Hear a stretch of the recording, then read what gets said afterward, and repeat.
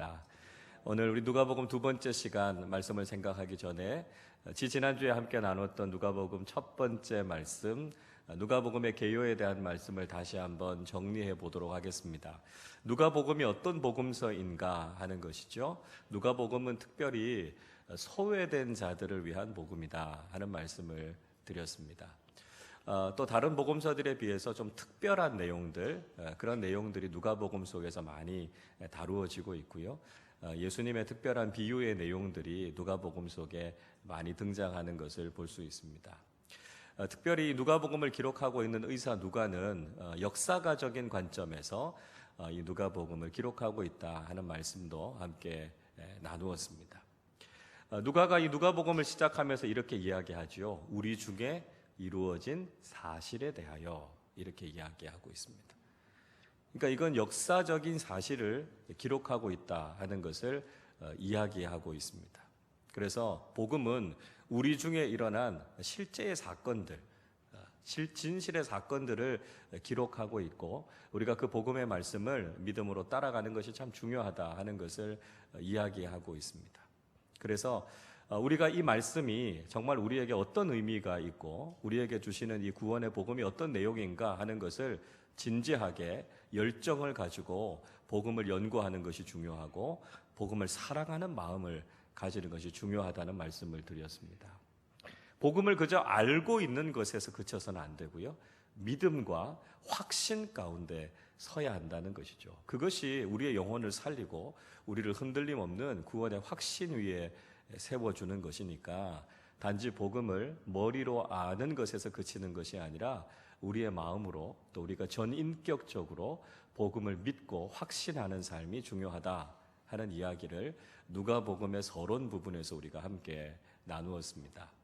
오늘 우리는 두 번째 시간으로 하나님께서 세례 요한의 탄생을 예고하시는 장면을 통해서 우리가 어떤 말씀 또 어떤 은혜를 함께 나눌 수 있을지를 생각해 보고자 합니다. 세례 요한의 아버지인 사가랴와 엘리사벳의 가정 속에 믿음의 가정 속에 처한 문제가 있었다 하는 것을 이야기해 주고 있죠. 그래서 그 내용을 먼저 좀 살펴보도록 하겠습니다. 자, 첫 번째를 보시죠. 사가랴와 엘리사벳은 제사장 가문 출신이었다 하는 것입니다. 출신이 어디였느냐 하는 것이죠. 제사장 가문. 그러니까 영적인 지도자의 가문의 출신이 바로 사가랴와 엘리사벳이었습니다. 5절 말씀 우리 같이 읽어보겠습니다. 유대왕 헤롯 때에 아비야 반열에 제사장 한 사람이 있었으니 이름은 사가랴요 그의 아내는 아론의 자손이니 이름은 엘리사벳이라. 세례 요한의 아버지가 될 사가랴라고 하는 사람을 소개하고 있습니다. 사가랴라고 하는 이름은 히브리어로 자카르라고 하는 말에서 나왔습니다. 기억하다 하는 뜻이 자카르라고 하는 말인데요. 사가랴라고 하는 이름의 뜻은 하나님께서 기억하시는 사람 이런 뜻입니다. 아비야 반열의 제사장이다 이야기하고 있으니까요. 제사장 집안 출신의 사람이었다는 것을 알 수 있죠. 그의 아내는 엘리사벳이었습니다. 히브리어는 엘리쉐바 이렇게 이야기하는데요. 하나님은 나의 맹세이시다 라고 하는 뜻입니다. 하나님의 맹세가 나에게 있다 하는 뜻이 바로 엘리사벳이라고 하는 이름입니다. 아론의 자손이라고 이야기하니까요. 대제사장의 가문입니다. 그러니까 사가랴와 엘리사벳 둘 다 아주 견실한 믿음의 가정, 믿음의 가문 출신이었다 하는 것을 알 수 있죠. 믿음의 가문 속에서 태어나고 그 믿음을 전수받았다라고 하는 것 굉장히 큰 축복이죠. 사도 바울이요, 디모데가 믿음의 유산을 물려받은 것에 대해서 굉장히 큰 축복이라고 하는 사실을 다시 한번 일깨워 줍니다. 디모데후서 1장 3절에 보면 이런 말씀이 있어요. 내가 밤낮 간구하는 가운데 쉬지 않고 너를 생각하여 청결한 양심으로 조상적부터 섬겨오는 하나님께 감사하고 이렇게 이야기하죠. 그러니까 디모데의 믿음이 조상 때부터 섬겨왔던, 그러니까 믿음의 가문에서부터 이 믿음을 이어받았던 그런 믿음이다라고 하는 것에 대해서 감사하고 있다 이렇게 이야기하고 있습니다. 그러니까 그러니까 좋은 믿음의 선조들, 좋은 믿음의 부모로부터 이 믿음을 물려받은 게 얼마나 큰 축복이냐, 이런 이야기를 하고 있는 거죠. 그러니까 디모데의 어머니가 누굽니까? 디모데의 어머니 누구죠? 유니게죠, 유니게. 외할머니는 로이스입니다, 로이스. 그래서 특별히 외가 쪽을 통해서 믿음의 대를 잘 이어갔던 사람이 디모데고요. 믿음의 가정 속에서 잘 양육을 받았던 것이 굉장히 큰 축복이라는 겁니다. 그래서 우리가 믿음의 유산을 잘 물려받고 믿음의 가문을 이어갈 수 있다라고 하는 것, 특별한 은혜고 특별한 축복이다 하는 사실을 기억해야 된다는 것이죠. 2번을 보겠습니다. 그들은 하나님 앞에 의인이었고 흠이 없는 사람들이었다는 것입니다. 사가랴와 엘리사벳, 하나님 보시기에 의인이었습니다. 그리고 그들의 믿음의 삶, 경건의 삶을 볼 때 흠이 없을 정도로 아주 훌륭한 믿음의 삶을 살았던 사람들이죠. 8절 말씀, 6절 말씀 같이 읽습니다.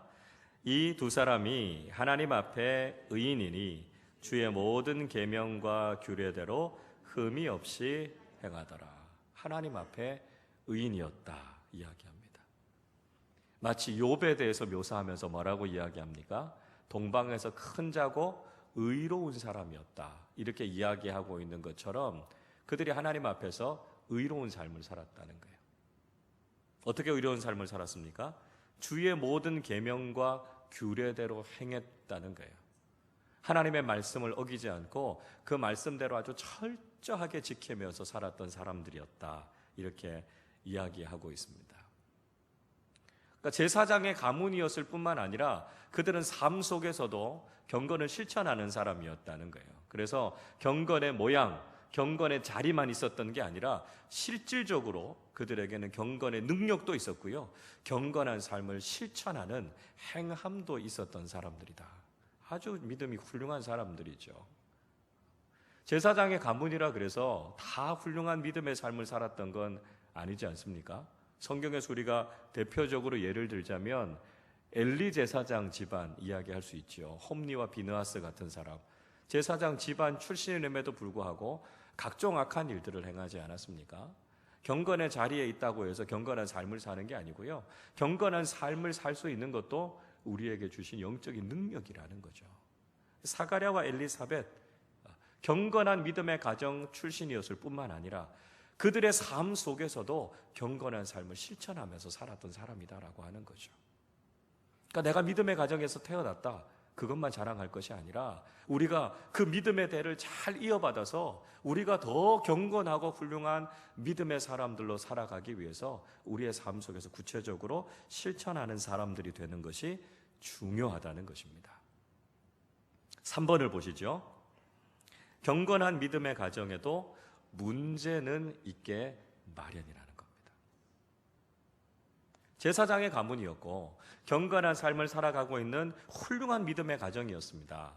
그런데 그 가정에도 문제가 있었다는 거죠. 자, 무슨 문제일까요? 7절 같이 읽어보겠습니다. 엘리사벳이 잉태를 못함으로 그들에게 자식이 없고 두 사람의 나이가 많더라. 좋은 믿음의 가문에서 참 아름다운 믿음의 삶을 살아가는데 그래도 문제가 있더라는 겁니다. 여러 차례 말씀을 드리지만 우리가 하나님 앞에서 귀한 믿음의 삶을 살아간다고 해서 문제가 없는 게 아니라는 거죠.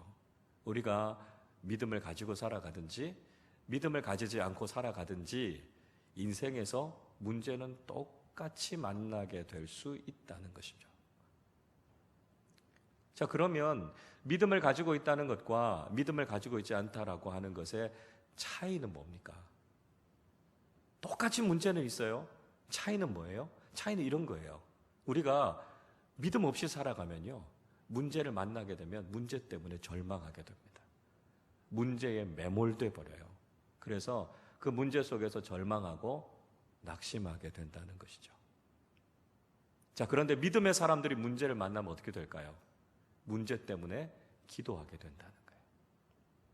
문제 속에서 낙심하지 않고요, 문제보다 더 크신 하나님을 보게 된다는 거죠.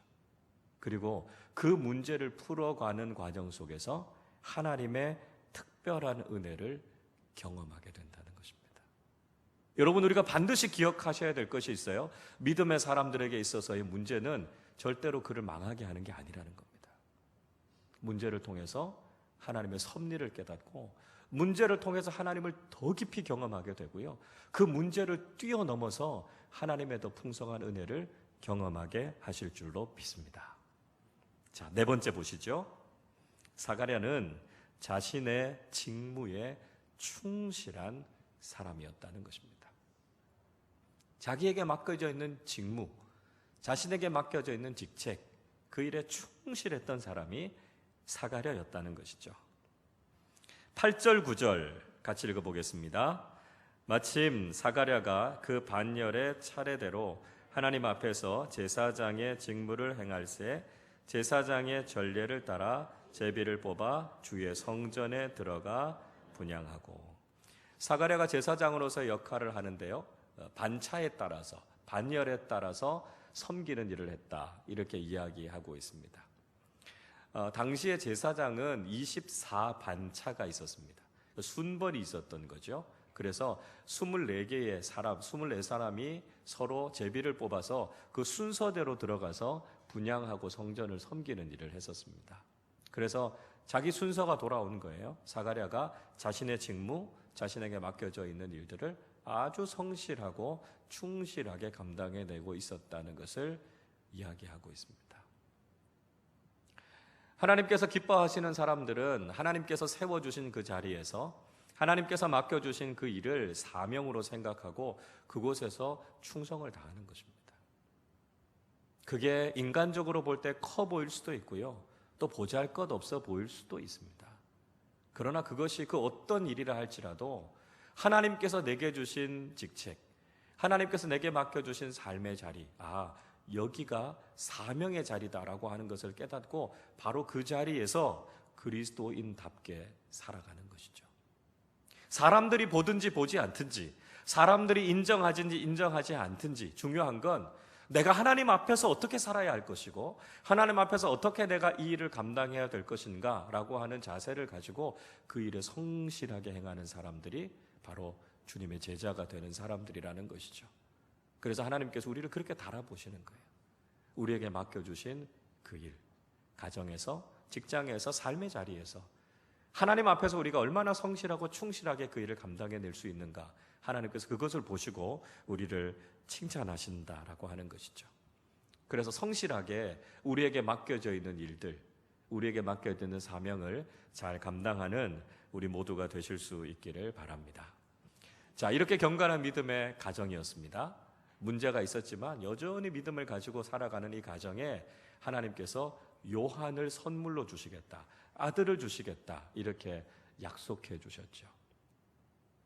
그리고 이제 장차 태어나게 될 세례 요한이 어떤 사람이 될 것인가 하는 것을 예언해 주고 계십니다.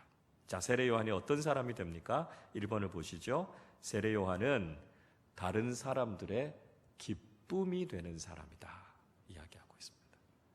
세례 요한이 다른 사람들의 기쁨이 되는 사람이라는 거죠. 14절 말씀 같이 읽습니다. 너도 기뻐하고 즐거워할 것이요 많은 사람도 그의 태어남을 기뻐하리니.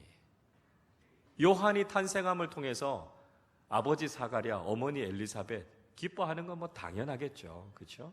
그렇게 기다리던 아들이 이 가정에 태어났으니까 얼마나 큰 기쁨이 되겠습니까? 그런데 요한의 탄생은 단지 그 가정에만 기쁨이 된 게 아니라는 거죠. 많은 사람들에게도 기쁨이 된다는 거죠. 왜 그렇습니까? 요한이 많은 사람들을 죄악으로부터 돌이키게 할 것이고 그들을 구원으로 인도할 것이기 때문에 그렇다라고 하는 것이죠. 요한의 존재 그 자체가 많은 사람들에게 기쁨이 되고 축복이 되었던 것을 볼 수 있습니다. 우리 그리스도인들의 모습이, 우리 그리스도인의 존재가 바로 그런 존재가 되어야 된다는 것이죠.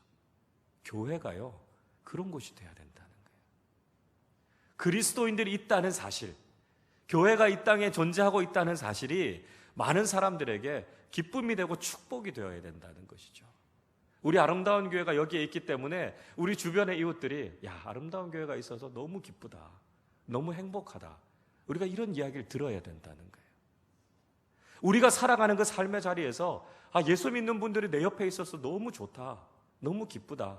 그게 우리의 존재의 의미가 돼야 된다라고 하는 것이죠. 우리가 어디에 있든지 많은 사람들에게 기쁨이 되고 많은 사람들의 행복이 되는 그런 믿음의 사람들이 되어야 한다는 것입니다. 두 번째로 보시죠. 세례 요한은 하나님 앞에서 큰 사람이었다는 겁니다. 세례 요한은 하나님 앞에서 큰 사람이었습니다. 자, 15절 말씀 같이 읽습니다. 이는 그가 주 앞에 큰 자가 되며 포도주나 독한 술을 마시지 아니하며 모태로부터 성령의 충만함을 받아. 요한이 주 앞에서 큰 자가 될 것이다. 하나님께서 귀히 쓰시는 인생, 하나님께서 존귀하게 여기시는 인생이 될 것이다. 이렇게 말씀하고 있습니다. 그래서 예수님께서 세례 요한에 대해서 평가하시는 내용이 나오죠. 누가복음 7장 28절에 보면 예수님께서 이렇게 말씀하십니다. 내가 너희에게 말하노니 여자가 낳은 자 중에 요한보다 큰 자가 없도다. 그러나 하나님의 나라에서는 극히 작은 자라도 그보다 크니라 말씀합니다. 세례 요한을 보시면서 예수님이 평가하십니다. 여자가 낳은 자 중에 요한보다 더 큰 사람이 없다는 거예요. 세상적으로 대단하다는 것, 세상적으로 높은 위치에 올랐다는 것이 아닙니다. 하나님께서 보실 때 가장 위대하고 존귀한 인생을 살았던 사람이 바로 세례 요한이라는 거죠. 하나님 앞에서 인정받는 인생, 하나님 앞에서 존귀하고 큰 인생을 살았던 사람이 세례 요한이라는 것이죠. 여러분, 우리가 우리 자녀들에 대해서 가져야 되는 기대가 바로 이런 기대가 돼야 됩니다. 하나님, 우리 자녀들이, 우리 자녀손들이 하나님 앞에서 큰 사람이 되게 해 주십시오. 세상적으로 성공하고 세상적으로 높아지고 세상적으로 많이 가지는 것, 그게 아니고요. 정말 하나님 보실 때 정말 존귀한 인생으로 살아가는 우리 자녀들이 되게 해 주십시오. 이게 우리 자녀들을 위한 정말 중요한 기도 제목입니다. 하나님의 영광을 위해서 세례 요한처럼 쓰임받게 해 주십시오. 하나님께서 보실 때 큰 인물로, 하나님께서 보실 때 정말 존귀한 인생을 살아가는 우리 자녀들이 되게 해 주십시오. 이것이 우리의 기도 제목이 되어야 한다는 것이죠. 세 번째입니다. 세례 요한은 거룩하게 구별된 사람이었다는 겁니다. 거룩하게 구별된 사람이었다 하는 것이죠. 좀 전에 읽었던 15절에서 세례 요한을 설명하면서 이렇게 이야기하죠. 포도주와 독한 술을 마시지 않았다. 이렇게 이야기합니다. 자, 이 말씀은 단지 요한이 술 마시지 않았다 이 이야기를 하려고 하는 게 아니라는 건 아시겠죠? 이 이야기는 세례 요한이 나실인으로 살았다는 것을 이야기하고 있습니다. 민수기의 말씀에 보면 나실인의 규정에 대한 이야기를 하고 있죠. 하나님 앞에 특별한 기간 동안 아주 거룩하게 구별된 삶을 살았던 사람들이 나실인이라고 하는 사람들이었습니다. 나실인은 특별히 세 가지를 해서는 안 되는데요. 첫 번째가 포도주나 독한 술을 마시지 않아야 된다는 것입니다. 두 번째는 삭도를 가지고 머리를 밀어서는 안 된다는 것이죠. 세 번째는 시체를 가까이 하면 안 된다는 겁니다. 그러니까 부정한 것, 타락하게 하는 것들과 멀리해서 특별하게 하나님 앞에 구별된 삶을 살았던 사람들이 바로 나실인들이었습니다. 그러니까 지금 세례 요한이 나실인으로 살았다는 것을 이야기하고 있습니다. 거기다가 세례 요한이 태중에서부터 성령의 충만함을 입을 것이다. 이렇게 이야기하고 있습니다. 참 놀라운 말씀이죠. 부모님들이 얼마나 기도하면서 믿음으로 잘 키웠으면 태중에서부터 성령 충만할 수 있었겠습니까? 하나님의 은혜가 얼마나 컸으면 태중에서부터 성령 충만한 아이로 자라났겠습니까? 하나님을 위해서 귀하게 쓰임받기 위해서 이렇게 거룩하게 구별되어졌던 인물이 바로 세례 요한이라고 하는 인물입니다. 여러분, 우리가 우리의 자녀들을 어떻게 키워야 될까 하는 질문 앞에 성경은 분명히 이야기합니다. 거룩하게 구별된 아이들로 키우라는 것입니다. 세상이 점점 악해져 갑니다. 점점 혼란스러워져 갑니다. 이 시대 속에서 하나님께 쓰임받는 아이들은 특별하게 구별된 아이들입니다. 아주 거룩하게 구별된 아이들이 이 시대에 하나님의 영광을 위해서 쓰임받는 거예요. 그러니까 세상의 다른 아이들처럼 그렇게 그냥 구별되지 않게 살아가는 그런 게 아니고요. 어릴 때부터 하나님 앞에서 정결하고 거룩하게 구별되고 하나님 경외하기를 배운 아이들이 영적으로 혼탁한 이 시대를 바꾸어가는 하나님의 인물들이 된다는 것이죠. 우리 자녀들과 우리 자녀손들을 위해서 기도할 때 여러분 이렇게 기도하셔야 됩니다. 우리 자녀들이 거룩하게 구별된, 특별히 앞으로 이제 태어나게 될 우리 자녀손들이 정말 태중에서부터 성령 충만한 세례 요한 같은 아이들이 되게 해 주십시오. 그래서 이 시대가 감당하지 못하는 믿음의 아이들이 돼서 이 시대의 흐름을 바꾸어 낼 수 있는 영적인 지도자가 될 수 있도록 축복하면서 기도해 주실 수 있기를 바랍니다. 네 번째입니다. 세례 요한은 많은 사람들을 하나님께로 돌아오게 하는 사람이라는 거죠. 많은 사람들이 하나님을 떠났으니까요. 그죠? 세례 요한을 통해서 이제 하나님께로 돌아오게 하는 역할을 하는 사람이 바로 이 세례 요한이었다 하는 것이죠. 16절 17절 같이 읽어보겠습니다. 이스라엘 자손을 주 곧 그들의 하나님께로 많이 돌아오게 하겠습니다. 그가 또 엘리야의 심령과 능력으로 주 앞에 먼저 와서 아버지의 마음을 자식에게 거스르는 자를 의인의 슬기에 돌아오게 하고 주를 위하여 세운 백성을 준비하리라. 세례 요한이 하는 일, 돌아오게 하는 겁니다. 돌아오게, 하나님께로 돌아오게 하는 것이다 하는 것이죠. 특별히 이 말라기 선지자가 이야기했던 예언의 말씀을 인용하고 있습니다. 말라기 선지자가 말라기 3장 4장에서 무슨 이야기하냐면 하나님께서 엘리야를 보내주실 것이다 이렇게 이야기합니다. 구약의 엘리야의 그 심령, 그 능력을 가지고 있는 신약 시대의 엘리야를 보내주시겠다는 거죠. 그게 바로 세례 요한입니다. 말라기 이후 400년 동안 침묵의 시대를 깨고 메시아가 오실 것이다 라고 하는 것을 엘리야의 심령과 능력으로 많은 사람들에게 선포한 그 사람이 바로 세례 요한이라는 거죠. 그래서 하나님을 떠났던 많은 사람들을 하나님 아버지께로 돌아오게 하겠다 이야기합니다. 돌아온다는 게 뭡니까? 회개한다는 거예요. 회개한다는 거예요. 그래서 요한이 주었던 세례를 가리켜서 죄 사함을 얻게 하는 회개의 세례다 이야기하고 있습니다. 그러니까 요한이 했던 가장 큰 사역은 뭐냐면 돌아오게 하는 것, 회개의 사역이었습니다. 지금 우리에게 가장 중요하고도 필요한 것, 전 회개라고 생각합니다. 오늘날 왜 우리가 바로 서지 못합니까? 오늘날 왜 우리가 자꾸 하나님의 말씀으로부터 성령으로부터 떠나고 있습니까? 회개하지 않아서 그래요. 우리가 먼저 회개하고 주님 앞에 바로 서야 합니다. 하나님을 바르게 섬기지 못한 것, 정결하고 깨끗하지 못했던 것, 말씀을 따라 살지 못했던 것, 우리가 먼저 회개해야 되죠. 여러분, 한국교회가 살아날 수 있는 길은 회개의 영성을 다시 찾는 것입니다. 평양대부흥이 원산 회개 운동으로부터 일어났다는 걸 여러분 아시지 않습니까? 그래서 한국교회가 다시 살아날 수 있는 것은 우리가 말씀 중심으로 살지 못했고 교만했고 세상의 노예가 되어져 버린 우리 자신의 현 모습을 회개하는 것으로부터 시작되는 거죠. 세상이 회개하는 게 아니고요. 우리가 먼저 회개해야 된다는 거예요. 우리가 먼저 하나님께로 돌이켜서 바로 서야 한다는 것이죠. 우리가 먼저 가슴을 치고 회개하고 회개의 영성을 회복하고 영적으로 깨어나면 그게 세상으로 영향을 미치게 된다는 거죠. 그러면 많은 사람들이 하나님께로 돌아오게 된다는 것입니다. 우리가 우리의 마음을 하나님께로 돌이키고 회개하는 사람들, 회개의 영성을 가지고 살아가는 믿음의 사람들이 되실 수 있기를 바랍니다. 다섯 번째입니다. 세례 요한은 예수님의 길을 준비하는 사람이라는 것이죠. 예수님의 길을 준비하는 사람.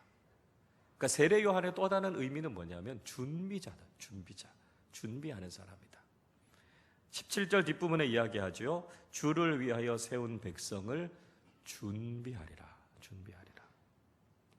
세례 요한이 예수님보다 6개월 먼저 태어났습니다. 그리고 이제 예수님께서 하실 공생애의 사역, 십자가의 사역을 위해서 준비하는 일을 했습니다. 회개의 세례를 주고 많은 사람들의 마음을 정결하게 준비시키고 예수 그리스도를 영접할 수 있도록 그 길을 닫고 준비하는 역할을 한 거죠. 그리고 나서 주님이 등장하셨을 때 그는 사라졌습니다. 감추어졌어요. 그래서 세례 요한이 그 이야기를 하죠. 그는 흥하여야 하겠고 나는 쇠하여야 하리라. 철저하게 이인자로서 주님의 길을 준비하는 일을 했던 사람이 세례 요한이었습니다. 우리가 가져야 되는 정체성이 바로 이 세례 요한의 정체성입니다. 주님의 길을 준비하는 사람들이 되어야 한다는 것이죠. 주님만이 영광을 받으시고 주님만이 높아지시고 주님을 위해서 우리는 묵묵하게 순종하면서 준비하는 사람들이 되어야 됩니다.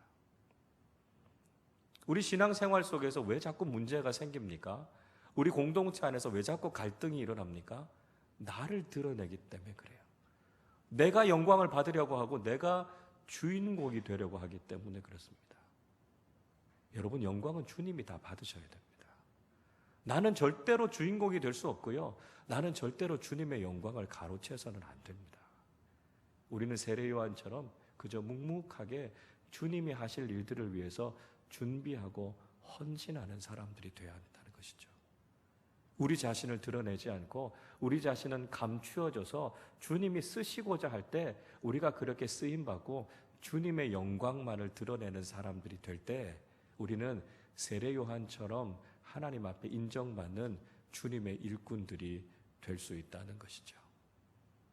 초림의 주님의 길을 준비했던 세례 요한처럼 이제 우리는 주님의 재림을 준비하는 사람들이 되어야 합니다. 주님이 다시 오실 때를 기다리면서 깨어 있으면서 세례 요한처럼 회개의 복음을 증거하고 세례 요한처럼 주님의 말씀을 전하고 주님의 그 마음과 심정을 가지고 주님께서 오실 길을 예비하는 믿음의 사람들이 되실 수 있기를 바랍니다. 자, 사가랴와 엘리사벳의 가정에 하나님께서 이 귀한 약속을 주셨습니다. 세례 요한을 태어나게 하시겠다 약속을 주셨죠. 그리고 그 약속이 이루어지는 그 과정 속에서 어떤 일들을 경험하게 되는지를 이야기하고 있습니다. 자, 첫 번째는요, 그 약속이 이루어지는 과정 속에서 우리에게 인간적인 의심이 들 수도 있다는 거죠. 하나님의 약속이 이루어져 가는 과정 속에서 우리가 경험하게 되는 것, 때로는 인간적인 생각과 판단 때문에 우리가 의심하게 될 수도 있다는 겁니다. 자, 18절 말씀 같이 읽어보겠습니다. 사가랴가 천사에게 이르되 내가 이것을 어떻게 알리요? 내가 늙고 아내도 나이가 많으니이다. 아들을 주시겠다라고 하는 말씀을 듣고 사가랴가 어떻게 이런 일이 일어날 수 있습니까? 저도 나이가 많고 제 아내도 늙었는데요. 이렇게 이야기하고 있습니다. 하나님의 말씀, 하나님의 약속은요, 우리가 인간적인 눈으로 볼 때는 그거 불가능한 것처럼 보일 때가 많다라고 하는 거죠. 우리의 생각으로 판단해 볼 때 정말 이런 일들이 있을까? 이런 생각이 들 수도 있다는 거죠. 그러니까 하나님의 말씀은 우리의 생각이나 우리의 능력을 뛰어넘는 경우가 많다는 거죠. 아브라함과 사라의 가정에 이삭을 주시겠다고 말씀하셨을 때 아브라함과 사라도 같은 반응을 보이지 않습니까? 이제 내가 나이가 많고 여성의 생리도 다 끊어졌는데 어떻게 내가 아이를 낳을 수 있습니까? 그렇게 반응을 한 거죠. 그것에 대해서 창세기 18장 14절에서 하나님의 사자 이렇게 이야기합니다. 여호와께 능하지 못한 일이 있겠느냐? 하나님께 능하지 못한 일이 있겠느냐? 기한이 이를 때에 내가 내게로 돌아오리니 사라에게 아들이 있으리라. 뭐가 믿음입니까? 하나님의 전능하심, 하나님의 말씀의 능력을 믿는 것이 믿음입니다. 하나님이 하시는 일은 우리의 생각을 뛰어넘는 일들이 많죠. 그런데 그걸 자꾸 우리의 기준을 가지고 판단할 것이 아니라 하나님께서 하시고자 하신다면, 그것이 하나님의 말씀이라면 저는 믿고 신뢰합니다. 이 고백이 하나님의 기적과 능력을 경험하게 하는 줄로 믿습니다. 우린 연약한 인간이기 때문에 계속해서 의심과 불신이 일어납니다. 그래서 우리의 생각을 의존할 것이 아니라 우리에게 주니 하나님의 말씀, 여호와께 능하지 않은 일이 있겠느냐. 하나님의 전능하심과 하나님의 말씀을 믿고 신뢰할 때 그 말씀의 능력과 기적은 지금도 우리의 삶에 일어나게 될 줄로 믿습니다. 우리가 그 약속의 말씀이 우리의 삶의 능력이 됨을 날마다 경험하실 수 있기를 바랍니다. 자, 두 번째입니다. 하나님께서는 우리에게 복음을 들려주신다 하는 거죠. 복음, 복된 소식입니다. 하나님께서 우리에게 들려주시는 소식은 바로 복음, 복된 소식을 우리에게 말씀하고 계신다는 거죠. 19절 말씀 같이 읽습니다. 천사가 대답하여 이르되 나는 하나님 앞에 서 있는 가브리엘이라. 이 좋은 소식을 전하여 내게 말하라고 보내심을 받았노라. 사가랴에게 이야기하고 있는 천사는 가브리엘이었습니다. 가브리엘은 하나님의 말씀을 대언하고 전하는 천사죠. 가브리엘이 좋은 소식을 전하기 위해 보냄을 받았다 이야기하고 있습니다. 좋은 소식, 복음이죠. 복음. 하나님께서 우리에게 늘 복된 소식, 복음의 소식을 우리에게 들려주시기 원하신다라고 하는 것이죠. 때로는 하나님의 말씀이 좀 무겁고 부담이 될 때도 있습니다. 그렇죠? 하나님의 말씀이 잘 이해되지 않고 때로는 수긍하기가 어려울 때도 많습니다. 여러분, 그러나 그때 우리가 가져야 되는 분명한 믿음이 뭐냐면, 하나님은 우리에게 복된 소식, 복음을 들려주시는 분이시다. 그 믿음과 확신을 가지고 그 말씀에 순종하는 것이 중요하다는 것이죠.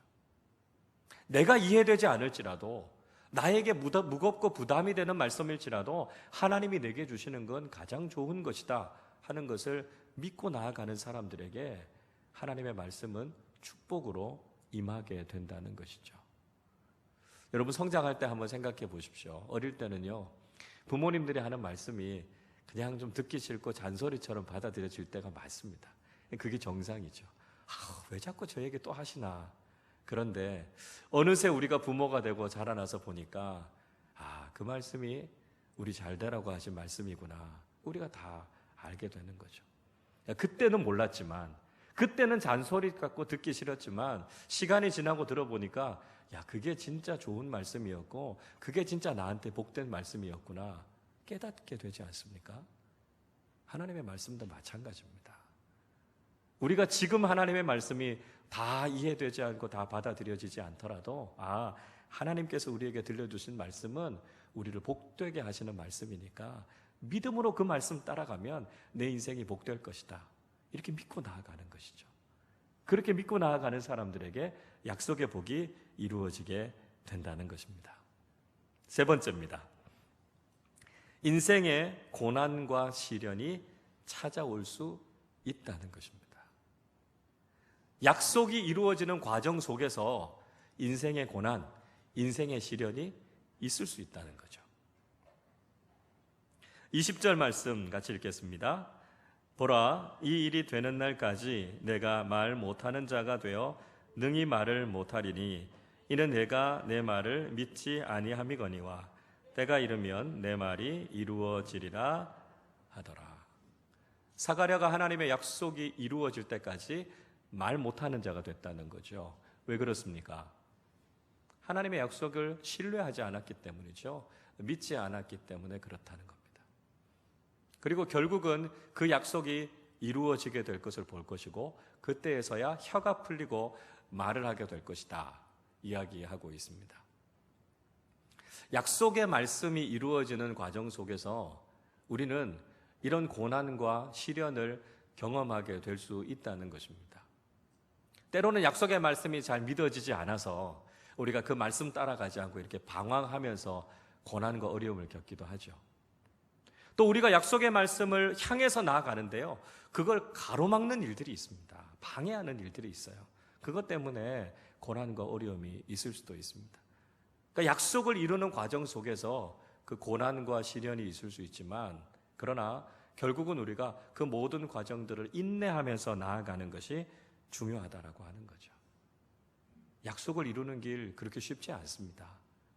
약속의 말씀을 이루는 과정이 힘들고 어려워요.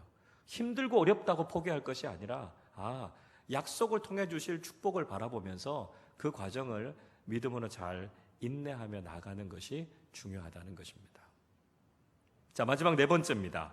하나님의 약속은 우리를 부끄럽지 않게 한다는 것입니다. 하나님의 약속은 절대로 우리를 부끄럽게 하지 않는다 말씀하고 있습니다. 25절 말씀 같이 읽어보겠습니다. 주께서 나를 돌보시는 날에 사람들 앞에서 내 부끄러움을 없게 하시려고 이렇게 행하심이라 하더라. 사라가 하나님께서 자신의 부끄러움을 없이 하시려고 이렇게 하셨다 이야기하고 있습니다. 자, 이 말씀 앞부분에 읽어보면 엘리사벳이 약속의 말씀처럼 잉태하게 되죠. 그리고 5달 동안 숨어서 지냈다 이렇게 이야기하고 있습니다. 5달 동안 숨어 지낸 이유가 뭘까요? 아이를 가진 게 부끄러웠을까요? 그건 전혀 아닐 겁니다. 그렇죠? 유대 사회 속에서 임신을 하고 출산을 한다라고 하는 건 굉장히 큰 축복이니까 그걸 부끄러워하고 숨길 만한 일은 아니다라고 하는 거죠. 자, 그러면 늙은 나이에 아이를 가진 것, 그게 창피한 일입니까? 아니죠. 그게 더 감격적이고 더 감사한 일입니다. 그러니까 그런 부끄러움이 아니다라고 하는 것이죠. 자, 5달 동안 숨어서 지냈던 이유가 뭘까? 아마도 그것은 엘리사벳이 하나님께 기도하는 시간을 가졌기 때문일 것입니다. 하나님께서 이런 특별한 과정을 통해서 특별한 은혜를 주신 것에 대해서 하나님 앞에 감사하는 기도를 드렸겠죠. 그리고 하나님께서 이런 귀한 사명을 가지고 앞으로 세례 요한을 태어나게 하실 텐데, 하나님, 이 아이 어떻게 키워야 됩니까? 하나님, 이 아이를 통해서 하나님 무슨 일을 이루시기를 원합니까? 우리가 믿음의 부모로서 이 아이를 위해 어떻게 해야 됩니까? 하나님 앞에 정말 간절하게 기도하는 시간을 아마 이 5개월 동안 가졌을 것입니다. 그리고 자녀가 없어서 부끄러움과 멸시를 당했던 그 모든 부끄러움들을 하나님께서 다 사라지게 하고 씻어주셨다라고 하는 것을 이야기하고 있는 거죠. 약속의 말씀을 붙잡고 나아가면 하나님께서 우리의 인생을 부끄럽게 하는 것이 아니라 우리의 인생을 존귀하고 아름답게 하신다는 것을 경험하게 된다는 것이죠. 우리가 말씀 믿고 말씀 의지하고 살아가는 것이 세상 사람들 볼 때는 참 어리석어 보일 수도 있습니다. 그렇게 살아가는 삶이 세상에서 부끄러운 삶처럼 보여질 수도 있다는 것이죠. 그러나 하나님께서는 반드시 이 약속의 말씀을 이루셔서 약속의 말씀에 소망을 두고 살아가는 사람들을 결코 부끄럽지 않게 하실 것입니다. 이 땅을 믿음으로 살아가는 사람들, 약속의 말씀에 순종하면서 살아가는 사람들의 인생을 부끄럽게 하지 않으시고 가장 존귀하고 가장 복된 인생으로 하나님께서 만들어 가실 것이다 하는 것이죠. 시편 119편 6절은 이렇게 말씀합니다. 내가 주의 모든 계명에 주의할 때에는 부끄럽지 아니하리이다. 하나님의 계명, 하나님의 말씀을 붙잡고 의지하면서 살아갈 때는 우린 부끄러움을 경험하지 않을 겁니다. 이야기합니다. 베드로전서 2장 6절도 말씀합니다. 성경에 기록되었으되 보라 내가 택한 보배로운 모퉁이 돌을 시온에 두노니 그를 믿는 자는 부끄러움을 당하지 아니하리라. 예수를 믿고 살아가는 인생, 하나님의 말씀을 의지하며 살아가는 인생, 결코 세상에서 부끄러움 당하는 인생이 아니라는 거죠. 존귀하고 당당하게 믿음의 능력과 약속의 말씀이 이루어지는 축복을 경험하면서 살아가게 된다는 것입니다. 하나님께서 우리에게 주신 이 약속의 말씀이 우리를 부끄럽게 하지 않고 그 약속의 말씀이 우리의 인생에 참된 기쁨이 되고 참된 축복이 됨을 믿고 살아가는 우리 모두가 되실 수 있기를 바랍니다. 그리고 이 믿음을 사랑하는 우리 자녀들에게 잘 전해줘서 우리 자녀들이 세례 요한처럼 하나님 앞에 구별되고 하나님 앞에 큰 인물로 쓰임 받을 수 있도록 믿음으로 우리 자녀들을 잘 양육하실 수 있기를 바랍니다. 하나님께서 우리와 우리의 가정과 우리 자녀들에게 주신 약속의 말씀을 온전히 다 이루어 주셔서 주님 주시는 기쁨과 축복이 우리의 삶에 넘쳐나시기를 주님의 이름으로 축원합니다.